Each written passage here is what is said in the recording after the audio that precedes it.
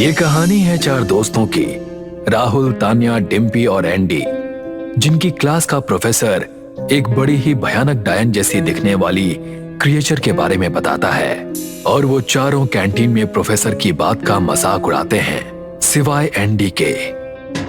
वो चारों डायन जैसी दिखने वाली उस भयानक क्रिएचर की तलाश में कथाड़ी जंगल की ओर चले जाते हैं, ये कंफर्म करने के लिए कि क्या उनके क्लास का प्रोफेसर सही कह रहा था या नहीं। मगर उन चारों में केवल एंडी ही बचकर वापस आ पाता है।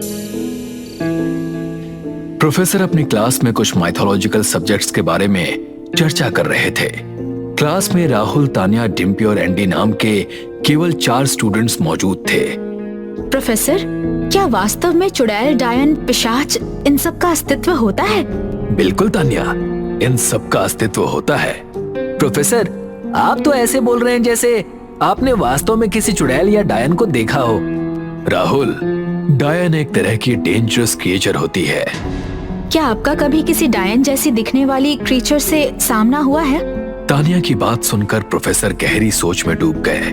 कुछ देर के बाद वो तान्या की ओर देखकर कहते हैं, बरसों पहले की बात है जब मैं और मेरा दोस्त कथाड़ी जंगल में रास्ता भटक गए थे।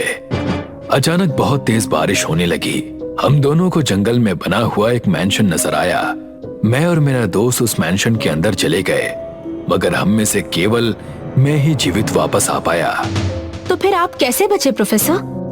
क्योंकि मैं एक रहस्य जानता था। जब मेरा उस भयानक क्रिएचर से सामना हुआ तो मैंने हिलना डुलना बिल्कुल बंद कर दिया था।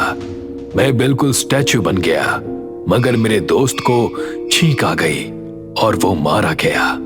प्रोफेसर की बात सुनकर राहुल और तान्या एक दूसरे को देखने लगे। अगले दिन राहुल कैंटीन में बैठा हुआ तान्या के साथ प्रोफेसर का मजाक उड़ा रहा था। तभी राहुल का दोस्त एंडी राहुल की ओर देखकर कहता है, इस तरह से प्रोफेसर का मजाक उड़ाना सही नहीं है राहुल।